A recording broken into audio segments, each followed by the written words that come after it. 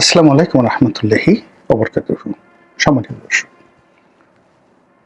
সাম্প্রতিক সময়ে একটি বাক্য বা একটি কথা রীতিমতো ভাইরাল হয়ে পড়েছে।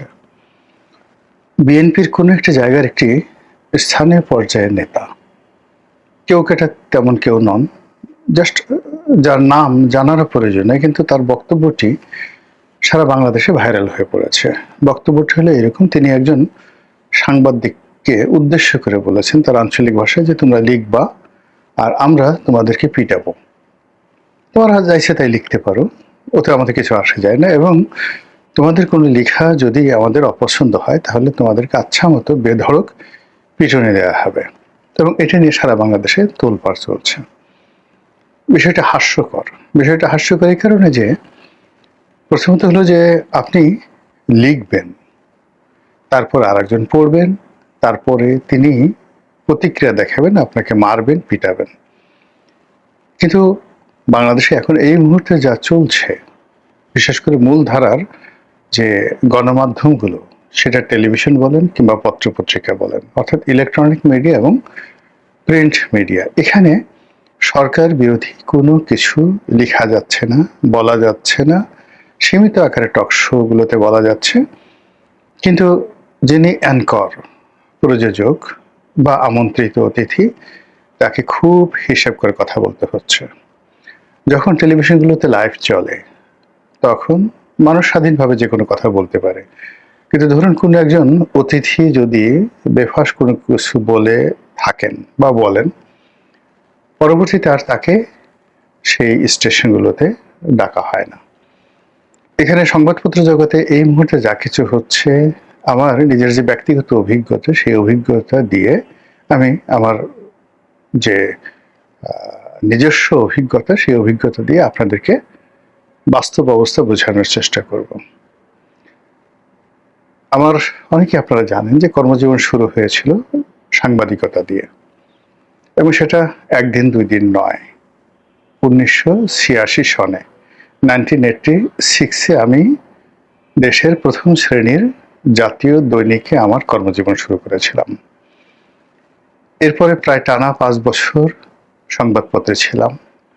সেখান থেকে বের হয়ে ব্যবসা বাণিজ্য করি, তারপরে রাজনীতি করি। এরপর 2000 সেই অ্যাকশন থেকে ন্যাশনাল পলিটিক্সে এমপি মনোনয়নের জন্য চেষ্টা করি। 2008 সনে প্রথম নির্বাচন করি। এর আগে 2006 সনে যে 1/11-র আগে একটা নির্বাচন হওয়ার কথা ছিল, সেখানে মনোনয়নের দৌড়ে এগিয়েছিলাম, এবং সেই নির্বাচনটা যদি হতো তাহলে হয়তো সেখানে আমি মনোনয়ন পেতাম। তাহলে দেখুন, 2001 সনে যে জাতীয় রাজনীতি শুরু করেছিলাম সেটি পূর্ণতা পেল 2008 সনে। প্রায় টানা 8 বছর একটি মনোনয়ন পাওয়ার জন্য তৃণমূলে আমাকে কাজ করতে হয়েছে।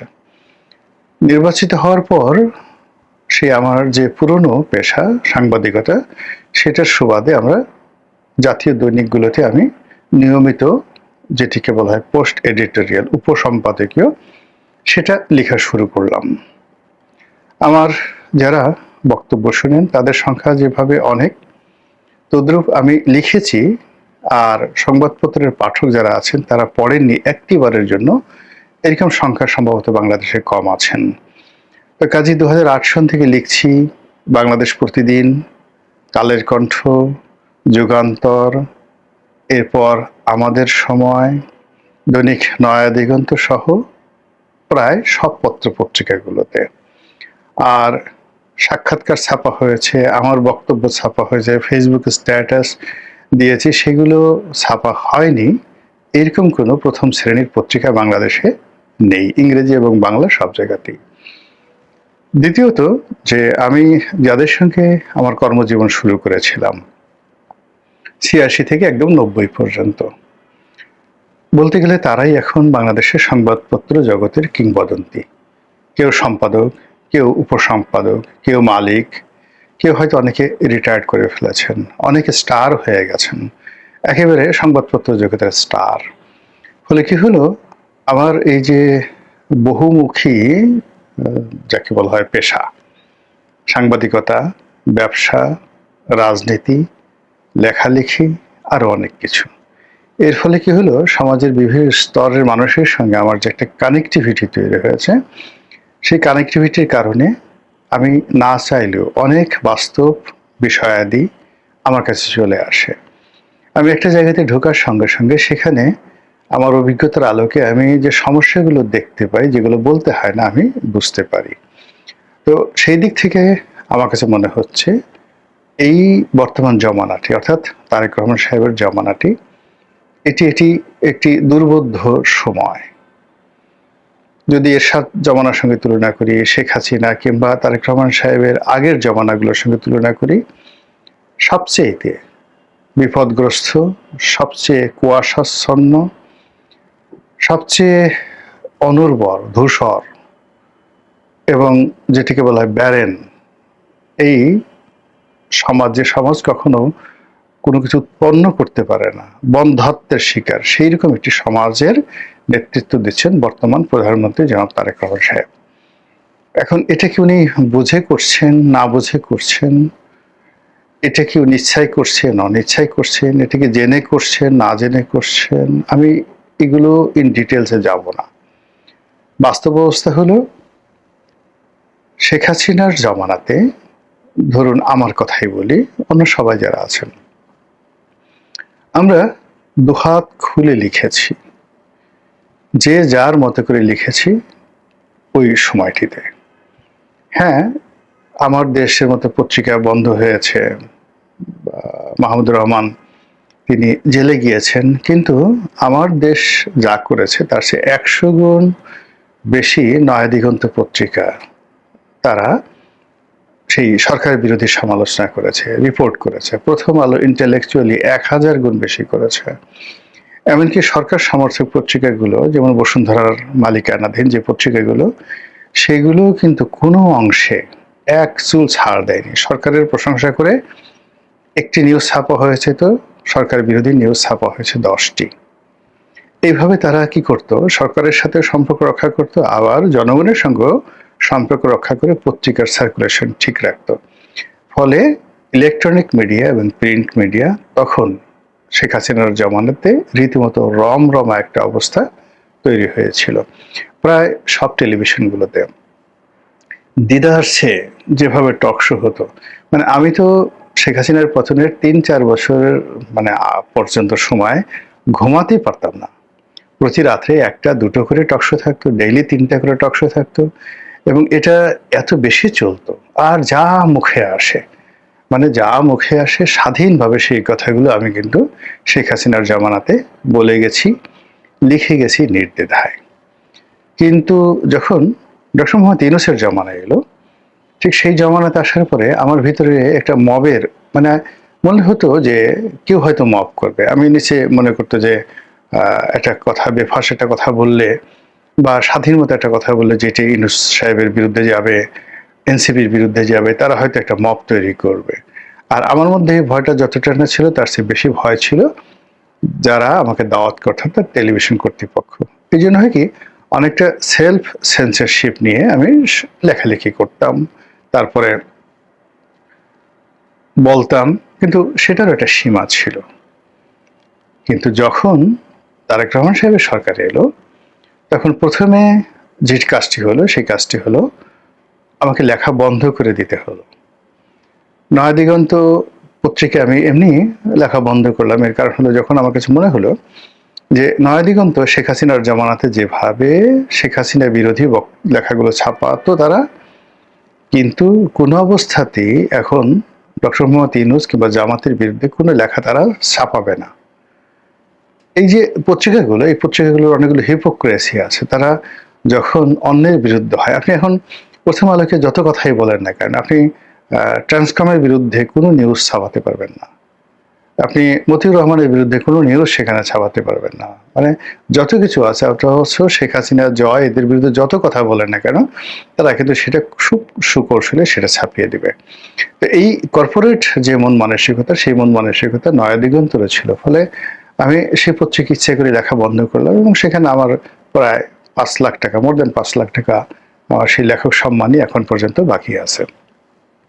কিন্তু সেই ইউনূস জমানাতে তারা সবচেয়ে বেশি বিজ্ঞাপন পেয়েছে, রমরমা অবস্থা তাদের ছিল। এখন যদি এতটা নাই, কিন্তু ওই সময় যে তারা অনেক কিছু করেছে, কিন্তু আমার টাকাটা কিন্তু দিতে পারেনি।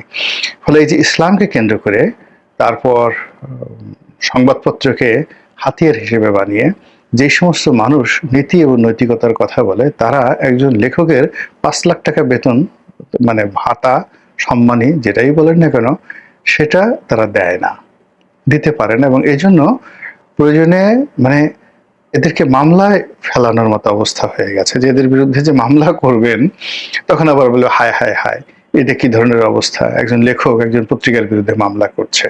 তো এই হলো পত্র পত্রিকাগুলোর হিপোক্রেসি।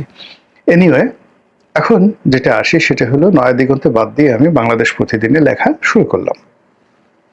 তো বাংলাদেশ প্রতিদিনে লেখা শুরু করলাম, লিখছি, প্রতি লেখা 10,000 টাকা করে পাই। একটা লেখা ছাপা হয় 10,000 টাকা, সেভাবে তাদের সঙ্গে চুক্তি হলো এবং বেশ কয়েক মাস লিখলাম। তো লিখতে গিয়ে হঠাৎ করে সেখানে সাবেক সম্পাদক নঈম নিজাম, আমার বন্ধু মানুষ, কোনো একটা লেখায় তার নামটি উল্লেখ করলাম যে নঈম নিজাম এই কথা বলেছে। এই নঈম নিজামের নাম নিলাম কেন? এই জন্য পত্রিকায় যারা এই সরকারপন্থী মানে বিএনপি পন্থী যারা সাংবাদিক ছিলেন, যারা একসময় নঈম নিজামের জুতো টানতেন, নঈম নিজাম যদি মল ত্যাগ করতে চাইতেন, তারা 2 হাত পেতে দিত যে হুজুর আমার এই হাতের উপর আপনি মল ত্যাগ করেন।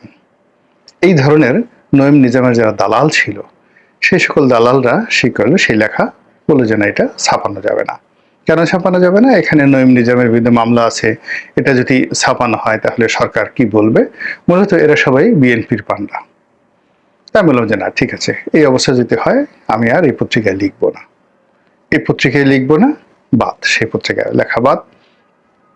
যদিও মালিক পক্ষ থেকে শুরু করে সবাই সেই মানে তাদের সবার সাথে সম্পর্ক ভালো, কিন্তু ওই যে দলের মানে সরকার পরিবর্তনের সঙ্গে সঙ্গে সেখানে যে বিএনপির যারা পান্ডারা ঢুকে গেছে, সেই পান্ডারা যেখানে সাবেক সম্পাদকের একটা নাম ওখানে উল্লেখ করার মতো অবস্থা তাদের নেই, অন্য লেখা বাদ। অথচ সেই বাংলাদেশ প্রতিদিনে আমি বাহাউদ্দিন নাসিমের বিরুদ্ধে লিখেছি, শেখ হাসিনার বিরুদ্ধে লিখেছি, শেখ হাসিনার প্রাইভেট সেক্রেটারি, পার্সোনাল সেক্রেটারি, 2 জন সেক্রেটারি ছিলেন, একজন হলো এনআই খান, নজরুল ইসলাম খান, তার বিরুদ্ধে লিখেছি।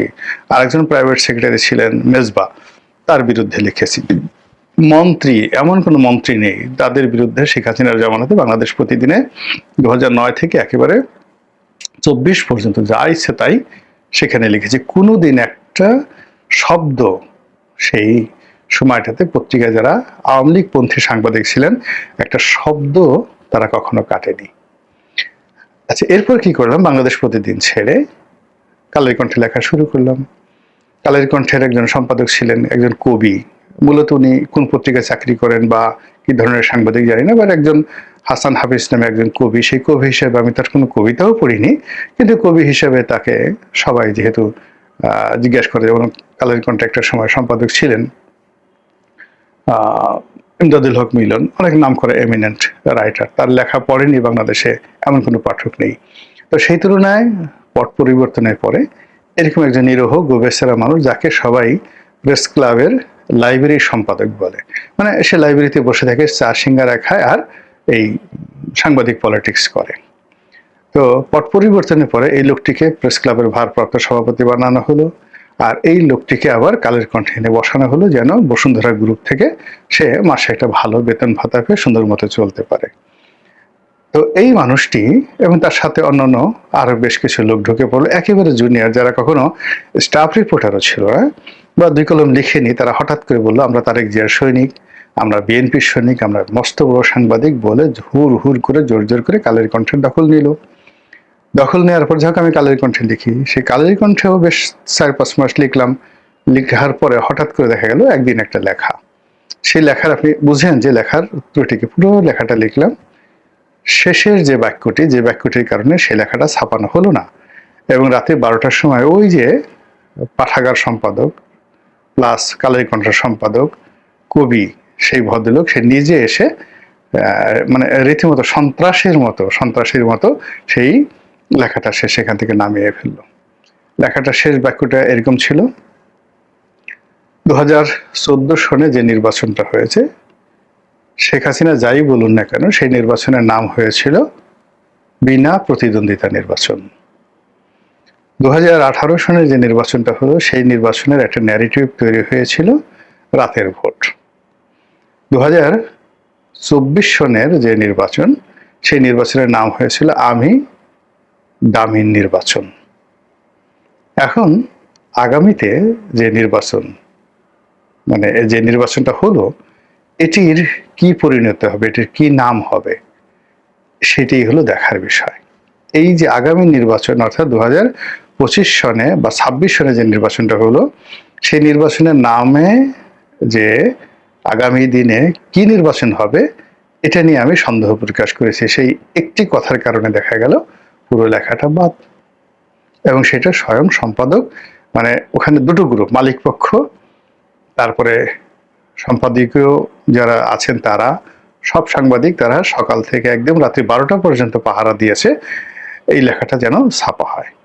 আর রাত্রি 12টার সময় এসে সম্পাদক এসে সেই, যদিও তার সেই সম্পাদকের চাকরি এখন আর নেই সেখানে, ওই বিএনপির যারা লোকজন আছে তারাই তাকে সেখান থেকে তাড়িয়ে দিয়েছে। তারপরেও দেখুন যে মানে একটা মানুষ ভদ্রতার আবরণে কিভাবে দানব হয়ে যেতে পারে। এই যে দানবী কর্মকাণ্ড কালের কণ্ঠে চলছে, তারপর 71 টেলিভিশনে চলছে, সময় টেলিভিশনে চলছে, গ্লোবাল টেলিভিশনে চলছে, এটিএন নিউজে চলছে, এটিএন বাংলাতে চলছে, ডিবিসিতে চলছে, এমন কোনো মিডিয়া নেই। প্রত্যেকটা মিডিয়াতে এইভাবে লোকজন ঢুকে তারা জয় বাংলা, জয় বঙ্গবন্ধুর পরিবর্তে এখন বাংলাদেশ জিন্দাবাদ, ইনকিলাব জিন্দাবাদ, তারেক রহমান জিন্দাবাদ, জাইমা রহমান জিন্দাবাদ, তারপরে জুবাইদুর রহমান জিন্দাবাদ, বেগম খালেদা জিয়া জিন্দাবাদ, এর বাইরে অন্য কোনো টু শব্দ এখানে করা যাচ্ছে না। আর এর ফলে কি হলো, পুরো সমাজের ভিতরে যে একটা ভাইব্রেন্টনেস, একটা কম্পন, যে কম্পনের মাধ্যমে সত্য বেরিয়ে আসে, সেই জিনিসটি পার্মানেন্টলি বন্ধ হয়ে গেছে। ফলে সরকারের মানে এরকম একটা যখন অবস্থা চলতে থাকে যে পরিবেশে আলো থাকে না, বাতাস থাকে না, আলো এবং বাতাস যদি না থাকে তাহলে সেখানে শব্দ তৈরি হয় না। আর যেখানে শব্দ শোনা যায় না, আপনি যত কথাই বলেন কিন্তু আপনার কথা আপনি নিজেও শুনতে পারবেন না যদি আলো এবং বাতাস না থাকে। তো তদ্রূপ একটা সমাজ এই বিএনপি পন্থী যারা পান্ডা সংবাদপত্র জগতে তারা তৈরি করে ফেলেছে। ফলে আমাদের এই সমাজের মানে একমাত্র অবলম্বন হলো এই সোশ্যাল মিডিয়া, যে সোশ্যাল মিডিয়া সরকারের পক্ষে, কোনো সরকারের পক্ষে, আমেরিকান সরকারের পক্ষে নিয়ন্ত্রণ করা সম্ভব নয়। ফলে আমরা এই যে সোশ্যাল মিডিয়াতে যে কথাগুলো বলছি সেই কথাগুলো 99.99% ক্ষেত্রে দেখা যাচ্ছে যে বুমেরাং হয়ে যাচ্ছে সরকারের জন্য। অথচ এই কথাগুলো যদি মূলধারার গণমাধ্যমে হতো, এটা ওয়েল পলিশড হতো, দায়িত্ব এবং কাণ্ডজ্ঞান সহকারে সবাই কথাবার্তা বলতেন এবং এগুলো নিয়ে গুজব তৈরি হতো না। যেমন ধরুন আমি একটা কথা বললাম, আমার এই বক্তব্যের একটা ছোট্ট অংশ নিয়ে সে দেখা গেল যে এইটার ভিউ হলো 1 লাখ পুরো ভিডিওর, অথচ ছোট ক্লিপটি মিলিয়ন মিলিয়ন ভিউ হয়ে গেল ওই একটা কথা দিয়ে, হায় হায় রনি সাহেব এই কথা বলেছে, এবং সেটা নিয়ে সারা বাংলাদেশ তোলপাড়। কিন্তু যদি এই একই কথা যদি গণমাধ্যমে আসতো, আমি যেভাবে কথা বলছি আমার মতো এভাবে যদি প্রতিটি মানুষ লিখতে পারতো, বলতে পারতো, তাহলে সরকার ভাইব্রেন্ট থাকতেন, তার একটা মানুষ বুঝতে পারতেন দেশে কি হচ্ছে। এখানে পিটাপিটির কোনো রিজন আসতো না, বরং অটোমেটিক ভাবে যারা দুর্বৃত্ত রয়েছে, দলের মধ্যে দুর্বৃত্ত যারা তারেক রহমান সাহেবের জন্য ক্ষতিকর, বিএনপির জন্য ক্ষতিকর এবং দেশের জন্য ক্ষতিকর, এই মানুষগুলো অনায়াসে পচে যেত। কিন্তু সেই কাজ না করে একেবারে প্রথম শুরুর দিন থেকে যেভাবে দলীয় পান্ডাদের হাতে, যাদের এডুকেশন নেই, যাদের কোয়ালিটি নেই, যাদের 2 কলম লেখার ক্ষমতা নেই, যাদের অডিয়েন্স নেই, মানে তারা বক্তা হিসেবে তাদের কোনো অডিয়েন্স নেই, তাদের কোনো সৃষ্টিকর্ম নেই, যাদের কোনো পাঠক নেই, এই ধরনের লোক সব বিএনপি, মানে তারা বিএনপিকে ওন করে ফেলেছে, they are the owner of BNP. ফলে পিটাতে হবে না, মানে লিখবে তারপর আপনি পিটাবেন সেটা তো পরের ব্যাপার। পত্রিকাগুলো এখন যেভাবে আছে, বড় বড় পত্রিকাগুলো যেভাবে আছে, এইভাবে আসলে কোনো লেখা সরকার বিরোধী কোনো লেখা এখানে ছাপানোই হচ্ছে না। ফলে সরকার বুঝতে পারছে না যে কোন ভয়াবহ পরিণতির দিকে তারা এগোচ্ছে। মহান আল্লাহ আমাদের সবাইকে হেদায়েত দান করুন এবং আমাদের দেশের প্রতি তার খাস রহমত এবং বরকত নাজিল করুন। আসসালামু আলাইকুম ওয়া রাহমাতুল্লাহি ওয়া বারাকাতুহু।